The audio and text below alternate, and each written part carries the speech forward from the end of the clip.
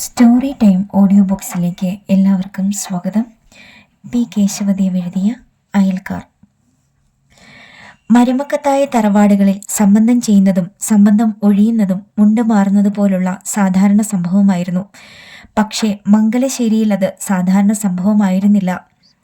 3 തലമുറകളായി അവിടെ സംബന്ധം ചെയ്തവരെല്ലാം അവിടെ സ്ഥിര താമസമാക്കുകയും ആ കുടുംബത്തിന്റെ ശ്രേയസ്സിനു വേണ്ടി പ്രയത്നിക്കുകയുമാണ് ചെയ്തിരുന്നത്. അതിനു വിരുദ്ധമായിരുന്നു പത്മനാഭപിള്ളയുടെയും സഹോദരിമാരുടെയും സംബന്ധം. അതിനുത്തരവാദി പത്മനാഭപിള്ള മാത്രമായിരുന്നു താനും. വെളുക്കാൻ തേച്ചത് പാണ്ടായി എന്ന് പറഞ്ഞതുപോലെ സഹോദരികളുടെയും തറവാടിന്റെയും നന്മയെ ഉദ്ദേശിച്ച് ചെയ്തത് തിന്മയെ അനുഭവപ്പെട്ടു. അങ്ങനെ ഇരിക്കുമ്പോഴാണ് സുമതിയമ്മയുടെ ഭർത്താവും മരിച്ചത്. ഭർത്താക്കന്മാരില്ലാത്ത 3 സഹോദരികളും പിതാക്കന്മാരില്ലാത്ത 6 അനന്തരവന്മാരും. അതായിരുന്നു മംഗലശ്ശേരി തറവാടിന്റെ സ്ഥിതി. ഭർത്താക്കന്മാരുണ്ടായാലും അച്ഛന്മാരുണ്ടായാലും തറവാട്ടംഗങ്ങളുടെ സംരക്ഷണം തറവാട്ടുകാരണവരുടെ ചുമതലയാണ്. പക്ഷേ ഭർത്താക്കന്മാരും അച്ഛന്മാരും ഇല്ലെന്നുള്ളത് സാരമായ ഒരു പോരായ്മയാണല്ലോ. ഭർത്താക്കന്മാരിൽ നിന്നും തറവാടിനും തങ്ങൾക്ക് മോചനം കിട്ടിയതിൽ കമലാക്ഷിയമ്മയ്ക്കും സരോജിനിയമ്മയ്ക്കും ആശ്വാസമായിരുന്നു. പക്ഷേ സുമതിയമ്മയുടെ ഭർത്താവിന്റെ മരണം അവരെ അഗാധമായ ദുഃഖത്തിൽ തള്ളിയിട്ടു. പല നിർഭാഗ്യതകളുടെ കൂട്ടത്തിൽ തറവാട്ടിൽ വന്ന് കയറിയ ഒരു ഭാഗ്യമായിരുന്നു ദാക്ഷായണിയമ്മ. പ്രകൃത്യ ശാന്തയും സ്നേഹശീലിയുമാണവർ. അവരെ സംബന്ധിച്ചിടത്തോളം മംഗലശ്ശേരി തറവാട് മരുമക്കത്തായത്തിലെ ഭർതൃഗൃഹം മാത്രമല്ല, ഭർത്താവിന്റെ വീടും അമ്മാവന്റെ മക്കളുടെ വീടുമാണത്. ആ വീട്ടിലെ സ്വത്തിന് അവർക്ക് അവകാശമില്ല. പക്ഷേ സ്വത്തും പണവും ഒന്നും അവരുടെ മുന്നിൽ പ്രശ്നമായിരുന്നില്ല. കൈവിട്ടു പോയ കനി തിരിച്ചു കിട്ടിയതിൽ അവർ തികച്ചും സംതൃപ്തിയായിരുന്നു. മരുമക്കത്തായ കുടുംബത്തിലായാലും മക്കത്തായ കുടുംബത്തിലായാലും അമ്മാവി എപ്പോഴും തലവേദന ഉണ്ടാക്കുന്ന ഒരു പ്രശ്നമാണ്. മറ്റൊരു വീട്ടിൽ നിന്ന് വിവാഹം കഴിച്ചു കൊണ്ടുവരുന്ന സ്ത്രീ കാരണവരുടെ ഭാര്യയായി എന്ന കാരണത്താൽ കാരണവത്തിയാകുന്നതും തറവാട്ടംഗങ്ങളുടെ മേൽ അധികാരം പ്രയോഗിക്കുന്നതും മരുമക്കത്തായ കുടുംബങ്ങളിലെ അംഗങ്ങൾ സഹിക്കുകയില്ല. കാരണവ ഭാര്യയുടെ അധികാരാവകാശങ്ങൾ കുടുംബാംഗങ്ങൾ വകവെച്ച് കൊടുക്കാതിരിക്കുന്നത് അമ്മാവിയും സഹിക്കുകയില്ല. അങ്ങനെയുള്ള മത്സരങ്ങളും അതുമൂലമുള്ള വഴക്കുകളും മരുമക്കത്തായ തറവാടുകളിൽ പതിവായിരുന്നു. പക്ഷേ അതിൽ നിന്ന് വ്യത്യസ്തരായ അമ്മാവിമാരും ഉണ്ടായിരുന്നു. വ്യത്യസ്ത രീതിയിലുള്ള ഒരു അമ്മാവിയായിരുന്നു ദാക്ഷായണി അമ്മ. അവർ അധികാരമല്ല, സ്നേഹവും സമാധാനവുമാണ് മോഹിച്ചത്. പെൺകുട്ടികൾ പ്രായമായാൽ പിന്നെ മൂത്ത സഹോദരന്മാരുടെയും അമ്മാവന്മാരുടെയും മുമ്പിൽ പോകരുതെന്നാണ് പഴയ മരുമക്കത്തായ തറവാടുകളിലെ അലിഖിത നിയമം. ആ നിയമത്തിന് ചില ഗുണങ്ങളും ചില ദോഷങ്ങളും ഉണ്ടായിരുന്നു. ഉണ്ടായേക്കാനിടയുള്ളതെന്ന് സംശയിക്കപ്പെടുന്ന ലൈംഗിക കുഴപ്പങ്ങൾ ഉണ്ടാവുകയില്ലെന്നതാണ് ഗുണം. സ്ത്രീകൾക്ക് കാരണവരോട് പരാതികൾ പറയാനുണ്ടെങ്കിൽ നേരിട്ട് പറയാൻ സാധിച്ചിരുന്നില്ലെന്നതാണ് ദോഷം. സ്ത്രീകളുടെ പരാതികൾ കാരണവരുടെ അടുത്തെത്തിക്കുക എന്നത് കാരണവരുടെ അമ്മയുടെയോ ഭാര്യയുടെയോ ജോലിയായിരുന്നു. സാധാരണയായി കാരണവ ഭാര്യമാർ ആ ജോലിയിൽ ഇടപെട്ട് കുഴപ്പങ്ങൾ ഉണ്ടാക്കുമായിരുന്നു. പത്മനാഭപിള്ളയുടെ ആദ്യ ഭാര്യയായിരുന്ന ദേവകിയമ്മ തികഞ്ഞ കാരണവത്തിയായിട്ടാണ് കഴിഞ്ഞത്. ദാക്ഷായണിയമ്മ നേരെ മറിച്ചും. 4 കെട്ടിലെ ആവശ്യങ്ങളും പരാതികളും പൂമുഖത്ത് എത്തിക്കുമ്പോഴും പൂമുഖത്തെ നിർദ്ദേശങ്ങൾ 4 കെട്ടിൽ എത്തിക്കുമ്പോഴും ദാക്ഷായണിയമ്മ സ്നേഹത്തിന്റെ സന്ദേശവാഹകയായിരുന്നു. അങ്ങനെ ഇരിക്കുമ്പോഴാണ് വലിയ വെള്ളപ്പൊക്കം ഉണ്ടാകുന്നത്. വെള്ളപ്പൊക്കവും അതിനെ തുടർന്നുണ്ടായ ക്ഷാമവും കഴിഞ്ഞ് ജീവിതം പഴയ പോലെ ഒതുങ്ങി ഒഴുകി തുടങ്ങി. തെക്കേ പുരയിടം മുഴുവൻ വെട്ടിത്തെളിച്ച് കുഞ്ഞുവറീത് രണ്ടാമതും മരച്ചീനി കൃഷി ചെയ്തു. അങ്ങിങ്ങായി ഏതാനും തെങ്ങിൻ തൈകളും നട്ടു. ഇടിഞ്ഞു പൊളിഞ്ഞു കിടന്നിരുന്ന മഠത്തിന്റെ അവശേഷിക്കുന്ന കഴുക്കോലുകളും ഉത്തരങ്ങളും സാറ വെട്ടിക്കീറി തീ കത്തിക്കുകയും ചെയ്തു. ഒരു ദിവസം കുഞ്ഞൻ അതെല്ലാം കണ്ടു. അയാൾക്ക് അതൊന്നും ഇഷ്ടമായില്ല. അയാൾ സഗൗരവം ചോദിച്ചു, "ഇതെന്താ ഈ കാണിച്ചു വെച്ചിരിക്കുന്നത്?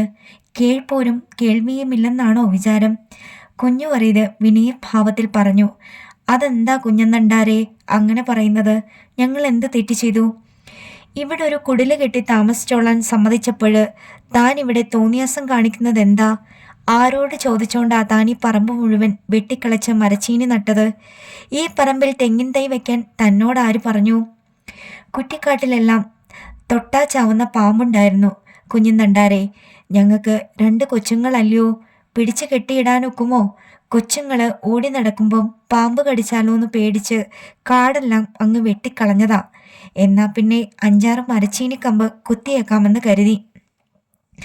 തന്നോട് ആര് പറഞ്ഞു തെങ്ങിൻ തൈ വെക്കാൻ? തെങ്ങിൻ തൈ വെച്ചു വളർന്ന തെങ്ങായാലും തേങ്ങയുണ്ടായാലും ഞാൻ പറിച്ചുകൊണ്ട് പോകുമോ കുഞ്ഞന്നണ്ടാരേ? സാറ കുഞ്ഞു പറയുന്നതിനെ കുറ്റപ്പെടുത്തി.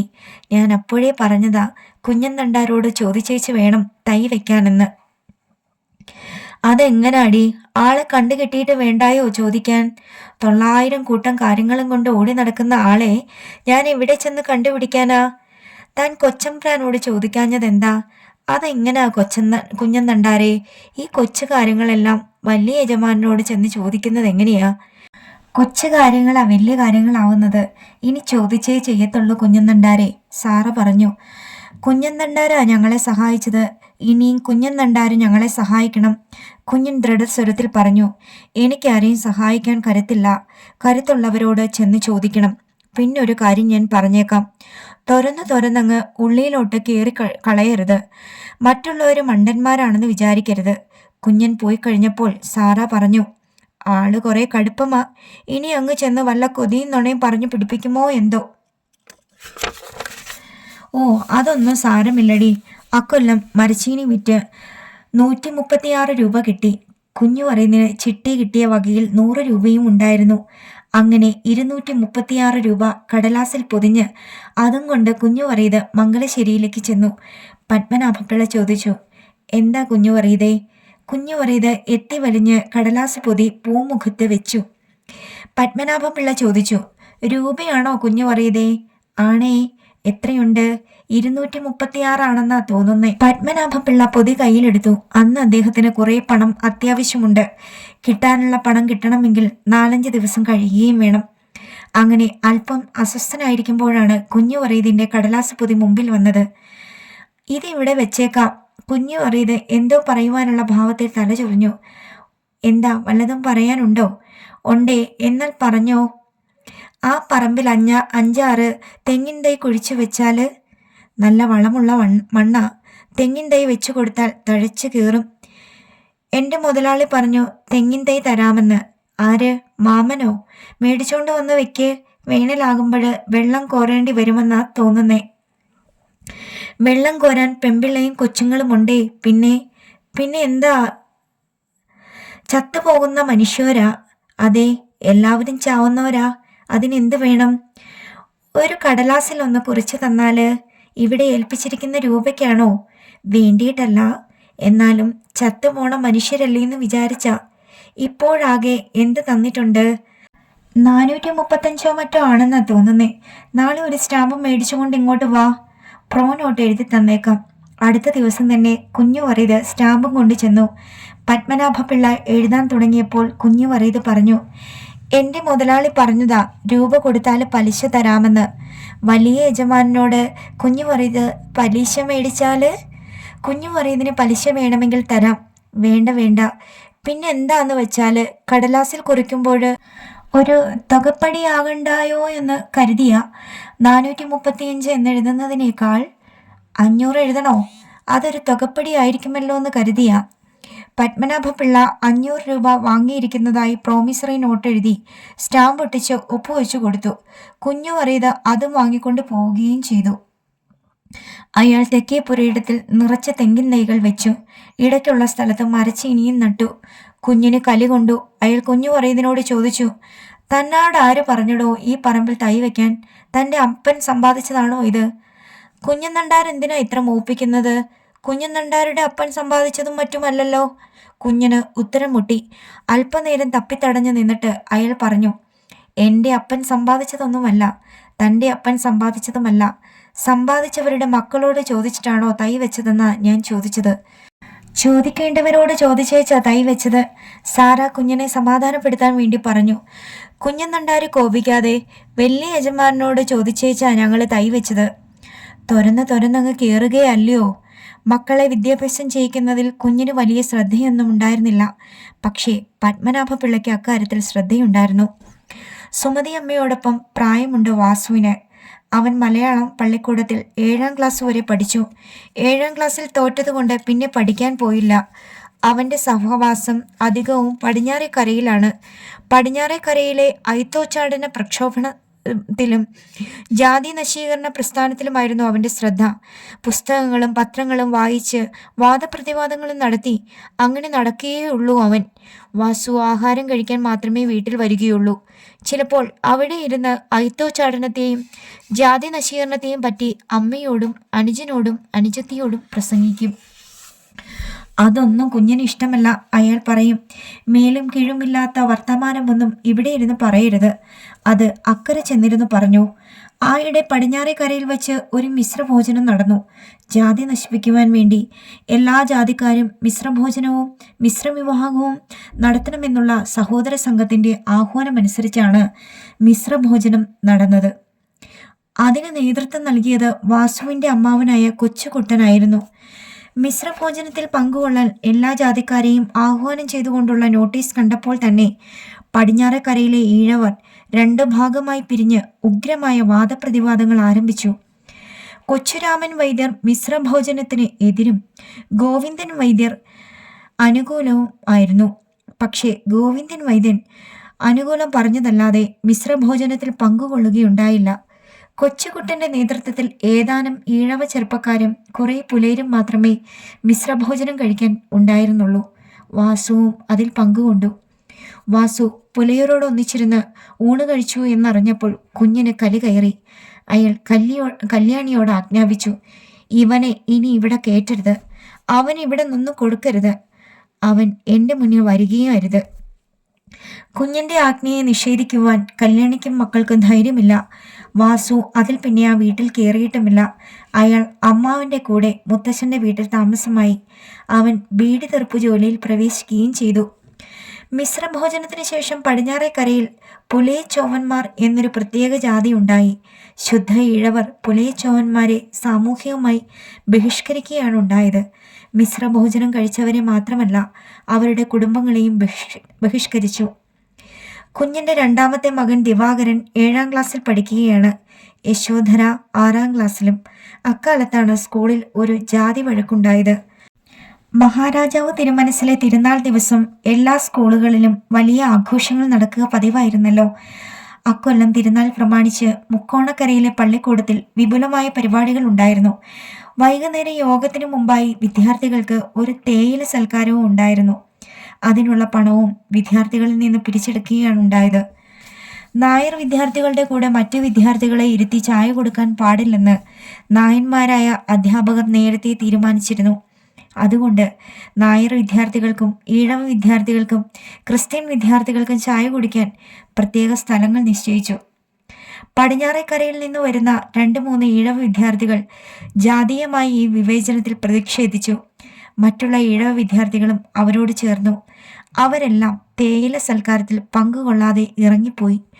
ഈ സംഭവം പടിഞ്ഞാറേക്കരയിൽ അറിഞ്ഞപ്പോൾ ഈഴവർ ഇളകി. ശുദ്ധ ഈഴവരെന്നും പുലയച്ചോവന്മാരെന്നുമുള്ള വ്യത്യാസം മറന്ന് ഈഴവരുടെ ഒരു വലിയ പ്രതിഷേധ ഘോഷയാത്ര പള്ളിക്കൂടത്തിലേക്ക് തിരിച്ചു. വഴിക്ക് വെച്ച് നായന്മാർ ഘോഷയാത്രക്കാരെ ചീത്ത പറഞ്ഞു. 2 സ്ഥലത്ത് വെച്ച് കല്ലേറുമുണ്ടായി. ഈഴവരുടെ അമർഷം ആളിക്കത്തുമെന്ന നിലയിലായി. എങ്കിലും മാധവൻ വൈദ്യരുടെ ശക്തിയായ നിയന്ത്രണത്തിൽ കൂടുതൽ അനിഷ്ട സംഭവങ്ങൾ ഉണ്ടാകാതെ ഘോഷയാത്ര അവസാനിച്ചു. സുധാകരനും യശോധരയും തേയില സൽക്കാരത്തിൽ പങ്കെടുത്തില്ലെന്നും പ്രതിഷേധ പ്രകടനത്തിൽ പങ്കെടുത്തു എന്നും കുഞ്ഞൻ അറിഞ്ഞു. അയാൾ അവരെ വിളിച്ച് ശാസിച്ചു. തല്ലാൻ ഭാവിച്ചപ്പോൾ കല്യാണി പറഞ്ഞു, മറ്റുള്ളവരെല്ലാം ചായ കുടിക്കാതിരിക്കുമ്പോൾ പിന്നെ അവരെങ്ങനെ കുടിക്കും? കുഞ്ഞൻ തൽക്കാലം മക്കൾക്ക് മാപ്പ് കൊടുത്തു, ഉപദേശവും കൊടുത്തു. അയിത്തവും തീണ്ടലും ജാതിയും മതവും എല്ലാം ഉണ്ടാക്കിയത് നമ്മളാരുമല്ല. അത് തെറ്റി നടക്കുന്നവന്മാർക്കൊന്നും ഗുണം പിടിക്കത്തുമില്ല. സ്കൂളിലെ തേയില സൽക്കാര ബഹിഷ്കരണവും പ്രതിഷേധ ഘോഷയാത്രയും നാട്ടിലാകെ കോളിളക്കമുണ്ടാക്കി. നായന്മാർ അമർഷത്തോടു കൂടി അഭിപ്രായങ്ങൾ പ്രകടിപ്പിച്ചു. ചൊവ്വന്മാർക്ക് നായന്മാരുടെ കൂടെ ഇരുന്ന് ചായ കുടിക്കണമെന്ന്. ഇനി അവന്മാര് പറയും നായർ പെണ്ണുങ്ങളെ സംബന്ധം ചെയ്യണമെന്ന്. കുട്ടികളുടെ മുഷ്ക് അടിച്ചു തീർത്താലേ തീരൂ. നായന്മാര് പഠിക്കുന്ന പള്ളിക്കൂടത്തിൽ ചൊവ്വന്മാരെ ചേർത്തിട്ടല്ലയോ ഇപ്പോഴീ ആപത്ത് വന്നത്? പടിഞ്ഞാറേക്കരയിൽ നിന്ന് അമർഷത്തിന്റെ നീരാവി ഉയർന്നു. നമ്മളിങ്ങനെ പട്ടികളെ പോലെ വാലാട്ടി നിന്നിട്ടാ അവന്മാര് പിന്നെയും പിന്നെയും നമ്മളെ ചവിട്ടി താഴ്ത്തുന്നത്. വിടലകളെയെല്ലാം അരിഞ്ഞു തള്ളിയാലേ നമുക്ക് രക്ഷ കിട്ടൂ. കൊല്ലണമല്ല കൊല്ലണം. ഒരു തമ്പ്രാൻ ചത്താൽ അത്രയും കുറച്ചു വഴിമാറിയാൽ മതിയല്ലോ. ഒരു ദിവസം ഒരു നായർ വിദ്യാർത്ഥിയും ഈഴവ വിദ്യാർത്ഥിയും തമ്മിൽ പള്ളിക്കൂടത്തിൽ വെച്ച് വഴക്കുണ്ടായി. നായർ വിദ്യാർത്ഥി ഈഴവ വിദ്യാർത്ഥിയെ കുട്ടി എന്ന് വിളിച്ചു. ഈഴവ വിദ്യാർത്ഥി നായർ വിദ്യാർത്ഥിയെ വെടലി എന്നും വിളിച്ചു. വഴക്കുമൂത്ത് നായർ വിദ്യാർത്ഥി ഒരടി കൊടുത്തു. ഈഴവ വിദ്യാർത്ഥിയും കൊടുത്തു ഒരടി. അധ്യാപകർ ഇടപെട്ടു. ആ വഴക്ക് അങ്ങനെ അവസാനിപ്പിച്ചു. രണ്ട് വിദ്യാർത്ഥികളെയും ബെഞ്ചിൽ കയറ്റി നിർത്തി ശിക്ഷിക്കുകയും ചെയ്തു. അടുത്ത ദിവസം പടിഞ്ഞാറേക്കരയിൽ നിന്ന് ഈഴവ വിദ്യാർത്ഥികൾ പള്ളിക്കൂടത്തിൽ പോയത് ഏതാനും ചട്ടമ്പിമാരുടെ അകമ്പടിയോടു കൂടിയാണ്. കുട്ടൻ ചട്ടമ്പി പാലത്തിൽ കയറി നിന്ന് ചന്തയിലേക്ക് അലറി, വെടലകളെല്ലാം അരിയുമെടാ അരിയും. വിദ്യാർത്ഥികളെ പള്ളിക്കൂടത്തിൽ വിട്ടിട്ട് കുട്ടൻ ചട്ടമ്പി വഴിയിൽ നിന്നുകൊണ്ട് ഒരു താക്കീത് കൊടുത്തു. വാദ്യാന്മാരെല്ലാം സൂക്ഷിച്ചോളിനടാ സൂക്ഷിച്ചോളിൻ, ഞങ്ങളുടെ പിള്ളേരെ ആരെങ്കിലും തൊട്ടുപോയാലുണ്ടല്ലോ വെടലവാദ്യാന്മാരുടെ എല്ലാം തല കൊയ്യും, അറിയാമോ? നായർ ചട്ടമ്പികൾ വന്നെത്തുന്നതിനു മുമ്പ് ഈഴവ ചട്ടമ്പികൾ സ്ഥലം വിട്ടു. അന്ന് വൈകുന്നേരം പള്ളിക്കൂടം വിട്ട് വിദ്യാർത്ഥികൾ പുറത്തിറങ്ങിയപ്പോൾ നായർമാർ കൂട്ടം കൂടി നിന്ന് ഒരു നായർ വിദ്യാർത്ഥിയെ കൊണ്ട് ഒരു ഈഴവ വിദ്യാർത്ഥിയുടെ കർണത്തടിപ്പിച്ചു. ഈഴവ വിദ്യാർത്ഥി കരഞ്ഞുകൊണ്ട് പോയപ്പോൾ പുറകിൽ നിന്ന് വിളിച്ചു പറഞ്ഞു, നിന്റെ കൊട്ടികളെയും കൊണ്ട് വാടാ. പടിഞ്ഞാറേ കരയിൽ ചൂട് വർദ്ധിച്ചു. കിഴക്കേ കരയിലേക്ക് ഒരു ആക്രമണം നടത്താനുള്ള ഒരുക്കങ്ങൾ തുടങ്ങി. പക്ഷേ കൊച്ചുരാമൻ വൈദ്യരും ഗോവിന്ദൻ വൈദ്യനും ഉപദേശിച്ചു, പെട്ടെന്നൊരു കലാപം ഉണ്ടാക്കരുതെന്ന്. വിദ്യാർത്ഥി മർദ്ദനത്തിൽ പ്രതിഷേധിച്ച് ഒരു വമ്പിച്ച പൊതുയോഗം കൂടി പ്രമേയം പാസാക്കി അധികാര സ്ഥാനങ്ങളിൽ അയച്ചു കൊടുക്കണമെന്നും അവർ അഭിപ്രായപ്പെട്ടു. അതനുസരിച്ച് ആറ്റുവക്കിൽ ചന്തയ്ക്ക് അഭിമുഖമായി ഒരു സമ്മേളന പന്തൽ ഉയർന്നു. അധ്യക്ഷനെയും പ്രാസംഗികന്മാരെയും ടൗണിൽ നിന്ന് ആറ്റിൽ കൂടി വള്ളങ്ങളിൽ വാദ്യഘോഷങ്ങളോടുകൂടി ഘോഷയാത്രയായിട്ടാണ് കൊണ്ടുവന്നത്. പടിഞ്ഞാറേ കരയിലും അയൽപ്രദേശങ്ങളിലും ഉള്ള ഈഴവരെല്ലാം യോഗത്തിൽ പങ്കുകൊണ്ടു. അധ്യക്ഷനും പ്രാസംഗികന്മാരും ഐത്തത്തെയും ജാതിയെയും എതിർത്ത് ഉജ്ജ്വലമായി പ്രസംഗിച്ചു. യോഗം കഴിഞ്ഞ് വൈക്കോൽ കൊണ്ട് കെട്ടിയുണ്ടാക്കിയ ജാതി രാക്ഷസനെ ഘോഷയാത്രയായി കൊണ്ടുവന്ന് പാലത്തിന്റെ മുകളിൽ വെച്ച് ദഹിപ്പിച്ചു. കുഞ്ഞന്റെ മകൻ വാസുവാണ് ജാതി രാക്ഷസന് തീവച്ചത്. അത് കണ്ടു നിന്ന കുഞ്ഞൻ പറഞ്ഞു, അവന്റെ തല തിരിഞ്ഞുപോയി. മംഗലശ്ശേരിക്കാരുമായുള്ള വിവാഹബന്ധം ഒഴിഞ്ഞതിനു ശേഷം പച്ചാഴിയിലെ നീലകണ്ഠക്കുറുപ്പും ദാമോദരക്കുറുപ്പും കാണുന്നവരോടെല്ലാം മംഗലശ്ശേരിക്കാരെ പറ്റി ദൂഷ്യങ്ങൾ പറഞ്ഞുകൊണ്ടിരുന്നു. ചൊവ്വനെ കൊണ്ട് കർണത്തടിപ്പിച്ചുവെന്നും അതിന് പകരം വീട്ടുമെന്നും മംഗലശ്ശേരി കുടുംബം കുളം കോരുമെന്നും മറ്റും അവർ പറഞ്ഞു നടന്നു. ദേവകിയമ്മ ആദ്യമെല്ലാം മൗനമായിരുന്നതേയുള്ളൂ. അവരെയും മകൻ രവീന്ദ്രനെയും വീണ്ടും മംഗലശ്ശേരിയിലേക്ക് കൊണ്ടുപോകുമെന്ന് അവർ ആശിച്ചിരുന്നു. അതിനുവേണ്ടി രഹസ്യമായും തന്ത്രപൂർവമായും ചില ആലോചനകളും നടന്നുകൊണ്ടിരുന്നു. പക്ഷേ പത്മനാഭൻ പിള്ള ദാക്ഷായണി അമ്മയെ വിവാഹം കഴിച്ചപ്പോൾ ദേവകി അമ്മയുടെ ആശ അസ്തമിച്ചു. അവർ അയൽക്കാരായ പെണ്ണുങ്ങളോട് മംഗലശ്ശേരിക്കാരെ പറ്റി അപവാദങ്ങൾ പറഞ്ഞു തുടങ്ങി. രവീന്ദ്രന്റെ അച്ഛന് എന്നോടും രവീന്ദ്രനോടും വിരോധമൊന്നുമില്ലായിരുന്നു. വിരോധമൊന്നുമില്ലെങ്കിൽ പിന്നെന്തിനാ സംബന്ധം ഒഴിഞ്ഞത്? അയൽക്കാരി കുഞ്ഞിക്കാവമ്മ ചോദിച്ചു. ഒഴിഞ്ഞതോ? അതെങ്ങനെയാ? ഞാനിപ്പോഴങ്ങ് വെട്ടിത്തുറന്നു പറയുന്നത്. ചോവനല്ലയോ അവിടുത്തെ ഭരണക്കാരൻ? ആര്? കുഞ്ഞനോ? പിന്നല്ലയോ? ഇന്നാരും കഞ്ഞി കുടിക്കണ്ടെന്ന് കുഞ്ഞൻ പറഞ്ഞാൽ പിന്നെ അന്ന് മംഗലശ്ശേരിയിൽ തീപ്പുക കാണത്തില്ല. കാരണവരും പെങ്ങന്മാരും അവന്റെ ചൊൽപ്പടിക്ക് നിൽക്കുന്നവരാ. കുഞ്ഞൻ പറഞ്ഞിട്ടാണോ സംബന്ധം ഒഴിഞ്ഞത്? അവനല്ലയോ ഈ കുഴപ്പമെല്ലാം ഉണ്ടാക്കിയത്? കുഴപ്പമുണ്ടാക്കിയിട്ട് അവൻ എന്തു ഗുണമാണെന്നാ ഞാൻ ചോദിക്കുന്നത്? അവന്റെ ഗുണത്തിന് അവൻ നുണ പറഞ്ഞ് ഈ കുഴപ്പമെല്ലാം ഉണ്ടാക്കിയത്. അതിലെല്ലാം വലിയ രഹസ്യമുണ്ട്. ഞാൻ കുറേ നാളെങ്കിലും അവരുടെ ചോര തിന്നതല്ലയോ? എൻ്റെ മോൻ്റെ രക്തം അവരുടെ രക്തമല്ലയോ? അവരുടെ രഹസ്യമെല്ലാം ഞാൻ പറയുന്നത് ശരിയാണോ? അപ്പോഴിതിലേതാണ്ടുണ്ടല്ലോ. കുഞ്ഞിക്കാവ് ചേച്ചി ആരോടും പറയത്തില്ലെങ്കിൽ പറഞ്ഞാട്ടെ കുഞ്ഞേ, ഞാൻ കൊതിയും നുണയും പറഞ്ഞു നടക്കുന്നവളല്ലെന്ന് കുഞ്ഞിനറിഞ്ഞുകൂടായോ? ഞാനും എൻ്റെ ആങ്ങളമാരും അവിടെ താമസിക്കുന്നത് കമലാക്ഷിക്കും സരോജിനിക്കും സുമതിക്കും കുഞ്ഞിനും വിരോധമാ. ഞങ്ങൾ അവിടെ ഉണ്ടെങ്കിൽ അവരുടെ തോന്നിയാസം നടക്കത്തില്ല. തോന്നിയാസം എന്ന് വെച്ചാൽ സുമതിയും സരോജിനിയും കമലാക്ഷിയും ഞാൻ എങ്ങനെ പറയാനാ കുഞ്ഞിക്കാവു ചേച്ചി? പറഞ്ഞാട്ടെ കുഞ്ഞെ, ഞാൻ ആരോടും പറയത്തില്ല. അവരെ കുഞ്ഞൻ്റെ ചോദ്യമാരാ. പറയേണ്ട രീതിയിൽ പറഞ്ഞു. അന്ന് വൈകുന്നേരമായപ്പോഴേക്കും അയൽ വീടുകളിലെല്ലാം ഒരു നീണ്ട കഥ പ്രചരിച്ചു. ആ കഥ പറഞ്ഞവരെല്ലാം രഹസ്യമായിട്ടാണ് പറഞ്ഞത്, കേട്ടവരെല്ലാം രഹസ്യമായിട്ടാണ് കേട്ടത്. സന്ധ്യയായപ്പോഴേക്കും ആ കഥ ചന്തയിലേക്ക് പടർന്നു. അതിന് പൂവും കായും ഉണ്ടായി. എല്ലാവരും രഹസ്യമായി കേട്ടു. പതിവ് പോലെ കുഞ്ഞൻ വീട്ടാവശ്യത്തിനായി മീൻ വാങ്ങാൻ ചന്തയിൽ ചെന്നു.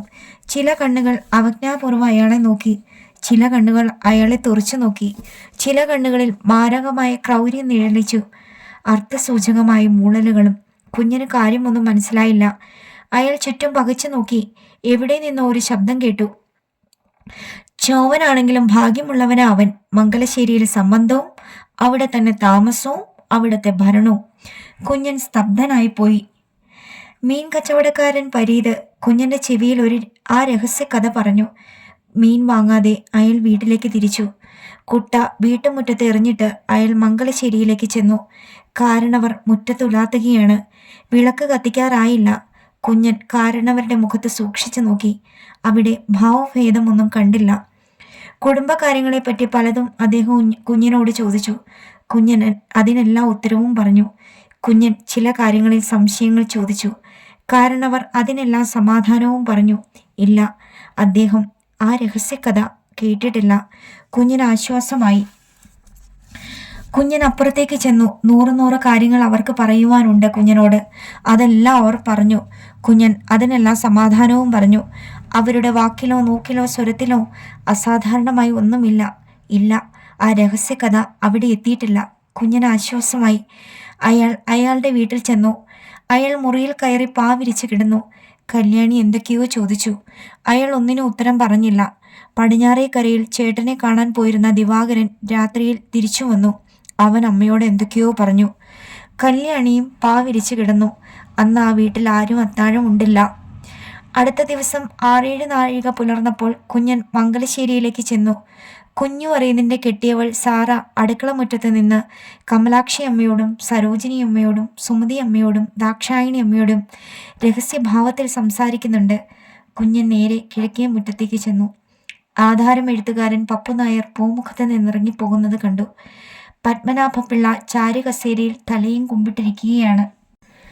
കുഞ്ഞൻ പത്മനാഭപിള്ളയുടെ നേരെ ചെന്ന് നിന്നു. അദ്ദേഹം തല ഉയർത്തിയില്ല. അയാളെ നോക്കിയില്ല. അയാൾ മെല്ലെ ഒന്ന് ചുമച്ചു. അദ്ദേഹം തലയുയർത്തി. ആ കലങ്ങിയ കണ്ണുകൾ അയാളെ ഒന്ന് നോക്കി. വീണ്ടും ആ തല കുനിഞ്ഞു. ചാരുകസേരയുടെ കയ്യിൽ കണ്ണുനീർ ഇറ്റിറ്റു വീണു. കുഞ്ഞൻ കരഞ്ഞില്ല. അയാൾ വടക്ക് വശത്തേക്ക് ചെന്നു. അയാൾ ചെല്ലുന്നത് കണ്ട് കമലാക്ഷിയമ്മയും സരോജിനിയമ്മയും സുമതിയമ്മയും അകത്തേക്ക് കയറിപ്പോയി. അവരോട് വർത്തമാനം പറഞ്ഞുകൊണ്ടിരുന്ന സാറ തെക്കേതിലേക്കും പോയി. കുട്ടികളെല്ലാം പകച്ചു നിൽക്കുകയാണ്. കുഞ്ഞൻ വീണ്ടും കിഴക്കേ മുറ്റത്ത് ചെന്നു. വളരെ ജോലിയുള്ള ദിവസമാണെന്ന്. 4-5 പുരയിടങ്ങളിൽ തേങ്ങ വെട്ടണം, നെല്ലളന്ന് അറയിലിടണം, ടൗണിൽ നിന്ന് സാമാനങ്ങൾ വാങ്ങിക്കൊണ്ടുവരണം, രൂപ കിട്ടാനുള്ളതെല്ലാം വാങ്ങിക്കൊണ്ടുവരണം. അങ്ങനെ പല പല ജോലികൾ ഉണ്ടെന്ന്. പത്മനാഭപിള്ള ഒന്നും പറഞ്ഞില്ല. കുഞ്ഞൻ ഒന്നും ചോദിച്ചുമില്ല. എന്ത് പറയാൻ, എന്ത് ചോദിക്കാൻ? 30-35 വർഷങ്ങൾക്ക് മുമ്പ് തെണ്ടി അലഞ്ഞ് വന്ന് കയറിയവനാണ് അയാൾ. അതൊരു അന്യ വീടാണെന്ന് അയാൾ കരുതിയിട്ടില്ല. അയാൾ അന്യനാണെന്ന് അവരും കരുതിയിട്ടില്ല. ആ വീട്ടിൽ അന്നുള്ളവരെല്ലാം അയാൾ വന്നതിന് ശേഷം ജനിച്ചവരാണ്. അവരെയെല്ലാം അയാൾ എടുത്തുകൊണ്ട് നടന്നിട്ടുള്ളവനാണ്. എന്നിട്ട് നിർമ്മലമായ ആ തടാകജലത്തിൽ ഒരിറ്റു വിഷം തെറിച്ചു വീണു. കുഞ്ഞൻ കരഞ്ഞില്ല. അയാൾ ആകാശത്തിലേക്ക് നോക്കി ധ്യാനനിരതനായി നിന്നു. പെട്ടെന്ന് അയാൾ ആ വീടിനെയും പൂമുഖത്ത് ചാരുകസേരയിലിരുന്ന കൊച്ചമ്പ്രാനെയും ഒന്ന് നോക്കി. തിരിഞ്ഞു നടന്നു. അയാൾ പടിപ്പുര കടന്ന വഴിയിലിറങ്ങി. അയാൾ അതിവേഗം നടന്നു. അലഞ്ഞു തിരിഞ്ഞു വന്ന് കയറിയവനാണ് അയാൾ. അങ്ങനെ തന്നെ പോവുകയാണോ? മംഗലശ്ശേരി വീടും കുഞ്ഞന്റെ വീടും ശ്മശാന മുഖതയിൽ ആണ്ടുപോയി. നാട്ടിലെ പിറുപിറുപ്പുകളും കുശുകുശുപ്പുകളും മാത്രം ആ വീടുകളിൽ മാറ്റൊലി കൊണ്ടിരുന്നു. കല്യാണി തെക്കേ വേലിയുടെ അരികിൽ വന്ന് മംഗലശ്ശേരിയിലേക്ക് നോക്കി. ആരെയും കണ്ടില്ല. കുട്ടികളുടെ ശബ്ദം പോലും കേട്ടില്ല. അവൾക്ക് അങ്ങോട്ട് ചെല്ലണമെന്ന ആഗ്രഹമുണ്ട്. പക്ഷേ അവൾ എങ്ങനെ അവിടെ ചെല്ലും? എങ്ങനെ അവൾ അവരുടെ മുഖത്ത് നോക്കും? വൈകുന്നേരമായപ്പോഴേക്ക് കല്യാണിയുടെ ആങ്ങളയായ കൊച്ചുകുട്ടനും മകൻ വാസുവും വന്നു. കൊച്ചുകുട്ടൻ പറഞ്ഞു, തമ്പുരാക്കന്മാരെ സേവിച്ചാലേ ഒടുവിൽ ഇങ്ങനെയാ. വാസു പറഞ്ഞു, അവര് തമ്പുരാക്കന്മാരും നമ്മൾ ചൗമാരുമായി. കല്യാണി ഒന്നും പറഞ്ഞില്ല. ദിവസങ്ങൾ 4-5 കഴിഞ്ഞു. കുഞ്ഞൻ തിരിച്ചു വരുമെന്നുള്ള ആശ നിരാശയായി. കൊച്ചുകുട്ടനും വാസുവും അന്വേഷണം തുടങ്ങി. പത്മനാഭപിള്ളയും കുഞ്ഞനെ അന്വേഷിക്കാൻ ആളുകളെ വിട്ടു. എല്ലാവരും നിരാശരായി മടങ്ങി. അപ്പോഴേക്ക് പച്ചാഴിയിലെ അടുക്കള തിണ്ണയിൽ നിന്ന് മറ്റൊരു കഥ രൂപം കൊണ്ടു. ദേവകിയമ്മ കുഞ്ഞിക്കാവമ്മയോട് പറഞ്ഞു, കുഞ്ഞൻ ഒളിച്ചോടിയതിന് പിന്നിലൊരു കാര്യമുണ്ട്. എന്താണെന്നോ? 3 പേര് കുളിമാറിയിരിക്കുകയാ. കുഞ്ഞനാണോ? പിന്നല്ലയോ, അല്ലാതവിടെ വല്ലവരും കയറുമോ? അങ്ങനെ പറഞ്ഞാട്ടെ, എല്ലാവരും ചോദിക്കുന്നു കുഞ്ഞൻ ഒളിച്ചു പോയത് എന്തിനാണെന്ന്. ഇപ്പോഴല്ലയോ കാര്യം മനസ്സിലായത്. അവരെ കുറ്റം പറയരുതല്ലോ. 3 പേരും ഭർത്താക്കന്മാരില്ലാതെ എത്ര നാൾ കഴിയും? അത്ര പെരുത്ത് പ്രായമോ മറ്റോ ആയിട്ടുണ്ടോ അവർക്ക്? എത്ര മാസമാ? ഒരുത്തിക്ക് 6, പിന്നൊരുത്തിക്ക് 4, പിന്നൊരുത്തിക്ക് 3. ആ കഥയും പടർന്നു പടർന്ന് പൂവും കായുമായി. ആ കഥയും കൊണ്ട് സാറ മംഗലശ്ശേരിയിൽ ചെന്നു. നിലത്തിൽ കൈവച്ചുകൊണ്ടിരുന്ന പത്മനാഭപിള്ളയുടെ ചെവിയിൽ ആരോ ഒരുത്തൻ മന്ത്രിച്ചു. ഒരു കൊയ്ത്തുകാരിയുടെ കയ്യിൽ നിന്ന് പിടിച്ചു വാങ്ങിയ കൊയ്ത്തരിവാളും കൊണ്ട് അദ്ദേഹം മംഗലശ്ശേരിയിലേക്ക് ഓടി. പടിപ്പുരയിൽ നിന്ന് ഒരലർച്ച, കൊയ്യും 3ൻ്റെയും തല ഞാനിന്ന് കൊയ്യും. ദാക്ഷായണിയമ്മ മുറ്റത്ത് ചാടി ഭർത്താവിനെ കെട്ടിപ്പിടിച്ചു. ആനയെപ്പോലും ഒറ്റയടിക്ക് വീഴിക്കാൻ കെൽപ്പുള്ള പത്മനാഭപിള്ള രോഗിയും ദുർബലയുമായ ഭാര്യയുടെ പിടിയിൽ ഒരു നിമിഷം നിന്നുപോയി. പത്മനാഭപിള്ള അലറി, 3ൻ്റെ തല കൊയ്യും, ഞാനും ചാവും. കാള പെട്ടെന്ന് കേട്ട് കയറെടുക്കാതെ അടങ്ങി നിൽക്കണം അവിടെ. അന്നാദ്യമായി ദാക്ഷായണിയമ്മ ഭർത്താവിനോട് ആജ്ഞാസ്വരത്തിൽ പറയുകയായിരുന്നു. ആ കണ്ണുകളിൽ നിന്ന് കോപത്തിന്റെ തീപ്പൊരികളും അവജ്ഞയുടെ തീപ്പുകയും പറന്നു പൊങ്ങി. തടയരുത് നാത്തോനെ, തടയരുത്. സുമതിയമ്മ ആചാരത്തെ ലംഘിച്ച് സഹോദരന്റെ മുൻപിൽ വന്നു നിന്നു. തല കുനിച്ചുകൊണ്ട് അവർ പറഞ്ഞു, ആദ്യം ഈ തല കൊയ്യണം ചേട്ടാ, ഇളയതിൻ്റെ തല ആദ്യം കൊയ്യണം. പിറകെ വന്ന കമലാക്ഷിയമ്മയും സരോജിനിയമ്മയും സഹോദരന്റെ മുമ്പിൽ തല കുനിച്ചു നിന്നു. കുട്ടികൾ കൂട്ടക്കരച്ചിലായി. സരോജിനിയമ്മ പറഞ്ഞു, വെട്ടണം ചേട്ടാ, വെട്ടണം. ഞങ്ങളെ വളർത്താനും ഞങ്ങളെ കൊല്ലാനും ചേട്ടന് അവകാശമുണ്ട്. കമലാക്ഷിയമ്മ പറഞ്ഞു, ഞങ്ങളുടെ തല വെട്ടി പച്ചാഴിയിലെ ദേവകിയുടെ മുമ്പിൽ കൊണ്ടുപോയി വെക്കണം. എങ്കിലേ ആ രക്തകാളിക്ക് തൃപ്തിയാവൂ. പത്മനാഭപിള്ളയുടെ കൈ തളർന്നു. അരിവാൾ താഴെ വീണു. കൊച്ചുങ്ങളെ, എൻ്റെ കൊച്ചുങ്ങളെ, അദ്ദേഹം പൊട്ടിക്കരഞ്ഞു. വടക്കേ വേലിയുടെ അപ്പുറത്ത് നോക്കി നിന്നിരുന്ന ദിവാകരനും യശോധരയും പൊട്ടിച്ചിരിച്ചു. വാസു അമ്മയോടും സഹോദരങ്ങളോടും കൂടി താമസമായി. അയാൾ ഗൃഹനാഥനായി. അയാളുടെ ചുമലിലായി ആ കുടുംബത്തിന്റെ സംരക്ഷണം. ആ കൊച്ചു വീട്ടിൽ ചില പരിഷ്കാരങ്ങൾ വരുത്തി. ആ കൊച്ചു വരാന്തയിൽ ഒരു മേശയും 3-4 കസേരകളും നിരന്നു. പടിഞ്ഞാറേ കരയിൽ നിന്ന് ചില ചെറുപ്പക്കാർ അവിടെ പതിവായി വന്നു തുടങ്ങി.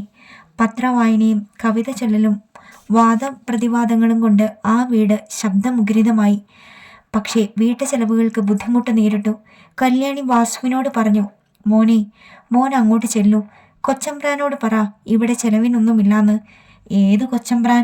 വാസു നെറ്റി ചുളിച്ചു. അയാൾ കോപത്തോടുകൂടി പറഞ്ഞു, എനിക്ക് കൊച്ചമ്പ്രാനും വല്യമ്പ്രാനും ഇല്ല. തമ്പ്രാക്കന്മാരുടെ വീട്ടിൽ ചെന്ന് തെണ്ടാനും ഞാനില്ല. അങ്ങനെ പറയരുത് മോനെ. അവരുടെ ചോര നമ്മുടെ ചോര. അവരുടെ ചോരല്ല എൻ്റെ ചോര. എൻ്റെ അച്ഛൻ ജോലി ചെയ്തുണ്ടാക്കിയ ചോര എൻ്റെ ചോര. കല്യാണി പിന്നെയൊന്നും പറഞ്ഞില്ല. വാസുവിനോട് തർക്കിക്കുന്നത് ആപത്താണെന്ന് ആ അമ്മയ്ക്കറിയാം. വാസു ചന്തയിലെ തയ്യൽ കടയിൽ ചെന്ന് തയ്യൽ പഠിക്കാൻ തുടങ്ങി. വാസുവിൻ്റെ അനുജൻ ദിവാകരൻ 7ാം ക്ലാസ് പരീക്ഷയിൽ ജയിച്ച് ജോലിയൊന്നുമില്ലാതെ വീട്ടിലിരിക്കുകയാണ്. ദിവാകരൻ്റെ അനുജത്തി യശോധര 6ാം ക്ലാസ്സിൽ വെച്ച് പഠിത്തം നിർത്തുകയും ചെയ്തു. അന്നത്തെ നിലയിൽ സാമാന്യം ഭേദപ്പെട്ട വിദ്യാഭ്യാസമാണത്. അതുകൊണ്ട് അവർക്ക് വിദ്യാഭ്യാസമില്ലാത്തവരെ പോലെ കഴിയാൻ വയ്യ. ആഹാരം വേണം, വസ്ത്രം വേണം. ആഹാരം മോശമായിരുന്നാലും വസ്ത്രം മോശമായിരിക്കാൻ പാടില്ല. കുഞ്ഞുണ്ടായിരുന്നപ്പോൾ ആഹാരത്തിനും വസ്ത്രത്തിനും ക്ഷാമം ഉണ്ടായിട്ടില്ല അവിടെ. കല്യാണി വിഷമിച്ചു. കല്യാണത്തിന് ശേഷം സ്വന്തം വീട്ടുജോലികളല്ലാതെ മറ്റൊരു ജോലിയും അവൾ ചെയ്തിട്ടില്ല. കുഞ്ഞനുള്ളപ്പോൾ അവൾ വല്ലപ്പോഴും മംഗലശ്ശേരിയിലേക്ക് പോകും. കുഞ്ഞിൻ്റെ ഭാര്യ എന്ന നിലയിൽ അവൾക്കവിടെ പ്രത്യേകമായ പരിഗണനയുമുണ്ട്. അവിടെ ഒരു ജോലിയും ചെയ്യാൻ അവളോടാരും പറയുകയുമില്ല. വാസുവും ദിവാകരനും യശോധരയും മംഗലശ്ശേരിയിൽ പോകുവാൻ കുഞ്ഞൻ അനുവദിച്ചിരുന്നില്ല. അവിടെ ചെന്നാൽ ബഹുമാനത്തോടു കൂടി സംസാരിക്കാനും മക്കൾക്ക് അറിഞ്ഞുകൂടുന്നുള്ളതുകൊണ്ടാണ് അയാൾ അവരെ അവിടെ തടഞ്ഞു വെച്ചിരുന്നത്. വാസുവും ദിവാകരനും യശോധരയും കുറെ വിദ്യാഭ്യാസമുള്ളവരും സ്വാതന്ത്ര്യബോധമുള്ളവരുമായപ്പോൾ അവർ സ്വമേധയാ മംഗലശ്ശേരിക്കാരുമായി അകന്നു തുടങ്ങി. മംഗലശ്ശേരിയിലെ കുട്ടികൾ സ്കൂളിൽ ചെന്നാലും കുഞ്ഞൻ്റെ മക്കളാരും അവരോടും കൂട്ടുകൂടുകയോ സംസാരിക്കുകയോ ഇല്ല. മംഗലശ്ശേരിക്കാർക്ക് കുഞ്ഞനോടെത്ര പോലെ തന്നെ കടപ്പാടുകളും സ്നേഹവും ഉണ്ടായിരുന്നാലും കുഞ്ഞൻ്റെ മക്കളോട് അവർക്ക് വെറുപ്പായിരുന്നു. ആ പിള്ളേരെല്ലാം ഇങ്ങനെ ധിക്കാരികളായതെന്താ? കമലാക്ഷിയമ്മ ചോദിക്കും. 4 അക്ഷരം പഠിപ്പിച്ചതിന്റെ ദോഷമാ അത്, ദാക്ഷായണിയമ്മ ഉത്തരം പറയും. ആ പിള്ളേരെ മാത്രം എന്തിനു കുറ്റം പറയുന്നു? ചോപ്പിള്ളേരെല്ലാം ഇപ്പോഴ് ധിക്കാരികളായിട്ടല്ലേ വളർന്നു വരുന്നത്? സരോജിനി അമ്മയുടെ അഭിപ്രായമാണത്. എന്നാലും കുഞ്ഞിന്റെ മക്കൾ ഇങ്ങനെ ആയതൊരത്ഭുതമാ. സുമതി അമ്മയ്ക്കാണ് ആ അത്ഭുതം. പത്മനാഭപിള്ള മാത്രം ആരോടും ഒന്നും പറയാറില്ല. കുഞ്ഞിന്റെ വേർപാട് അദ്ദേഹത്തെ അത്യധികം വേദനപ്പെടുത്തി. കുടുംബ ഭരണത്തിൽ നികത്താനാവാത്ത ഒരു വിടവ് സൃഷ്ടിക്കുകയും ചെയ്തു. കുഞ്ഞിന്റെ ഭാര്യയും മക്കളും പട്ടിണിയാവുക എന്നത് അദ്ദേഹത്തിന് സഹിക്കാവുന്നതല്ല. അദ്ദേഹം വടക്കേ വേലിയുടെ അരികിൽ ചെന്ന് നിന്ന് കല്യാണിയെ വിളിച്ചു. അവൾ ഓടി വന്ന് ആദരപൂർവ്വം ഒതുങ്ങി നിന്നു. അദ്ദേഹം പറഞ്ഞു, ആവശ്യമുള്ളതെല്ലാം ഇവിടുന്ന് വന്ന് വാങ്ങിക്കൊണ്ട് പോയിക്കൊള്ളണം. കുഞ്ഞൻ പോയെന്ന് വെച്ച് ഗദ്ഗതം അദ്ദേഹത്തിന്റെ വാക്കുകളെ തടഞ്ഞു. കല്യാണി പൊട്ടിക്കരഞ്ഞു. അതിൽ പിന്നെ കല്യാണി ചെലവിനുള്ള നെല്ല് മംഗലശ്ശേരിയിൽ ചെന്ന് വാങ്ങിക്കൊണ്ടുവരും. മക്കളൊന്നും അതറിഞ്ഞതായി ഭാവിക്കുകയില്ല. വാസു തയ്യൽ പഠിച്ച് പരസഹായം കൂടാതെ വെട്ടുകയും തയ്ക്കുകയും ചെയ്യാമെന്ന നിലയിലായി. ഒരു തയ്യൽ മെഷീൻ വാങ്ങി സ്വന്തമായി ഒരു തയ്യൽ കട തുടങ്ങുവാൻ അയാൾ തീർച്ചപ്പെടുത്തി. പക്ഷേ തയ്യൽ മെഷീൻ വാങ്ങാൻ പണം എവിടുന്ന്? കല്യാണി പറഞ്ഞു, മോൻ അങ്ങോട്ട് ചെന്ന് കൊച്ചമ്പ്രാനോട് പറ, കൊച്ചമ്പ്രാൻ രൂപ തരും. എനിക്ക് വയ്യ തമ്പ്രാക്കന്മാരുടെ മുമ്പിൽ ചെന്ന് വാക്കയും പുത്തി നിൽക്കാൻ. ദൈവത്തെ പോലുള്ള കൊച്ചമ്പ്രാനാ അത്. നീ അങ്ങോട്ട് ചെല്ലുമോനെ, നിനക്ക് വേണ്ടത് തരും കൊച്ചമ്പ്രാൻ. എനിക്ക് വയ്യ, തമ്പ്രാന്റെ മുമ്പിലായാലും ദൈവത്തിന്റെ മുമ്പിലായാലും എനിക്ക് വാക്കൈ പൊത്താൻ വയ്യ. വാസുവിന്റെ വാക്കുകൾക്ക് അസാധാരണമായ ദൃഢതയുണ്ടായിരുന്നു. കല്യാണി പിന്നെ ഒന്നും പറഞ്ഞില്ല. അന്ന് വൈകുന്നേരം അവൾ മംഗലശ്ശേരിയിൽ ചെന്നു. കിഴക്ക് വശത്ത് തൈമാവിൻ മറവിൽ നിന്നുകൊണ്ട് അവൾ ഒന്ന് ചുമച്ചു. ചാരുകസേരയിൽ നിന്ന് കാരണവർ ചോദിച്ചു, ആരാ അത്? കുഞ്ഞിന്റെ ചോദ്യാണോ? എന്താ കല്യാണി? മൂത്ത ചെറുക്കൻ തയ്യൽ പഠിച്ചു. അവനൊരു തയ്യക്കട തുടങ്ങുന്നത് കൊള്ളാം. ദിവസവും ചെലവിന് കിട്ടും. അതിന് ഞാൻ എന്തു വേണം? അവന് തക്കാനൊരു ഏതാണ്ട് യന്ത്രം വേണമെന്ന്. പത്മനാഭപിള്ള അല്പം ആലോചിച്ചിട്ട് പറഞ്ഞു. നാളെ ഇങ്ങോട്ട് വാ. കല്യാണി പോയി. അടുത്ത ദിവസം രാവിലെ കുഞ്ഞു വറീത് വന്നു. പത്മനാഭപിള്ളയുടെ മുമ്പിൽ ഒരു കടലാസ് പൊതി വെച്ചു കൊടുത്തിട്ട് അയാൾ ഒതുങ്ങി നിന്നു. രൂപയാണോ കുഞ്ഞു വറീതേ? ആണേ. എത്രയുണ്ട്? 250 മറ്റോ ആണെന്നാ തോന്നുന്നേ. പത്മനാഭപിള്ള കടലാസ് പൊതി കയ്യിലെടുത്തിട്ട് പറഞ്ഞു. കുഞ്ഞൻ പോയതിൽ പിന്നെ ഇവിടുത്തെ കാര്യങ്ങളെല്ലാം കുഴപ്പത്തിലാ കുഞ്ഞു വറീതേ. പണത്തിന് വലിയ വലിവ്. കുഞ്ഞു വറീത് മൗനമായി നിന്നതേയുള്ളൂ. പത്മനാഭപിള്ള പറഞ്ഞു, ഏതായാലും അവന് ഭാഗ്യമുണ്ട്. ആർക്കാ ഏമാനേ? കുഞ്ഞിന്റെ മൂത്ത മോനില്ലേ വാസു? അവൻ തയ്യൽ പഠിച്ചു. ഇനി അവനൊരു തയ്യൽ മെഷീൻ വേണമെന്ന്. പാമ്പിന് പാല് കൊടുക്കുന്നത് പോലെയാ. കുഞ്ഞൻ നല്ലവനാ. പക്ഷേ അയാളുടെ മക്കളെല്ലാം തെറിച്ച പിള്ളേരാ. അവന്മാർക്കൊന്നും കൊടുക്കരുത് ഏമാനെ. തല തെറിച്ചവരായാലും അവർ കഷ്ടപ്പെടരുത് കുഞ്ഞു വറീതേ. കുഞ്ഞിന്റെ മക്കൾ കഷ്ടപ്പെട്ടാൽ ഈ തറവാടിന് ദോഷമാ. ഏമാനന്റെ ഇഷ്ടം പോലെ. പിന്നെ എന്തു വേണം? ചത്തുപോണ മനുഷ്യരല്ലേ എന്ന് വിചാരിച്ചാ? കാര്യം അങ്ങ് പറ കുഞ്ഞു വറീതേ. അദ്ദേഹം മൃദുവായി മന്ദഹസിച്ചു. ഒരു വിലയാധാരം പോലെ ഒന്ന് എഴുതി രജിസ്റ്റർ കച്ചേരി കൊടുത്തൊന്ന് പതിച്ച് മേടിച്ചാല് ഇന്ന് കാണുന്നവരെ നാളെ കാണത്തില്ല. പിന്നെങ്ങാനും കുറച്ച് രൂപയും കൂടെ ഉണ്ടാക്കിക്കൊണ്ടുവരാം. നാളെ കച്ചേരിയിലേക്ക് വന്നേക്ക്. അടുത്ത ദിവസം തെക്കേ പുരയിടത്തിന്റെ വിലയാധാരം രജിസ്റ്റർ ചെയ്തു. വാസുവിന് തയ്യൽ മെഷീൻ വാങ്ങാനുള്ള രൂപ കല്യാണിയുടെ കയ്യിൽ കൊടുക്കുകയും ചെയ്തു. അടുത്ത ഭാഗം നാളെ.